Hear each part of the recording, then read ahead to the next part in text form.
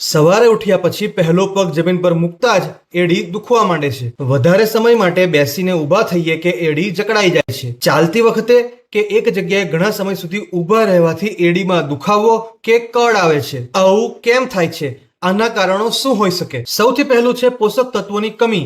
શરીરમાં કેલ્શિયમ અથવા vitamin B3 ની ઉણપ હોવી. બીજું, પ્લાન્ટર ફેસાઇટિસ. ખાસ કરીને સવારે ઉઠતી વખતે થતો તીવ્ર દુખાવો એ સ્નાયુઓના સોજાને કારણે હોઈ શકે છે. ત્રીજું, હીલ્સ પર એડીનું હાડકું વધવું. ચોથું, ખોટી ચંપલ. કડક સોલ વાળા શૂઝ પહેરવા, ચંપલ પહેરવી, ક્યાં તો શરીરનું વજન અચાનક વધી જવું. તો હવે આનો ઉપાય શું? આ 3 નિયમો જણાવું છું. સૌથી પહેલું, ઘરમાં ક્યારેય ખુલ્લા પગે ન ચાલો.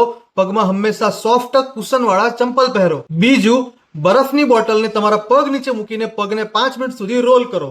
તમારો સોજો તરત જ ઓછો થઈ જશે. અને ત્રીજું, સવારે ઉઠતા પહેલા પલંગ પર બેસીને જ તમારા પગના પંજાને આગળ પાછળ સ્ટ્રેચ કરો અને ત્યાર પછી જ નીચે પગ મૂકો. હવે આ દુખાવામાંથી કાયમી મુક્તિ જોઈએ છે અને આયુર્વેદ શું કહે છે જાણવું હોય તો ફોલો કરીને કમેન્ટ કરો એડી.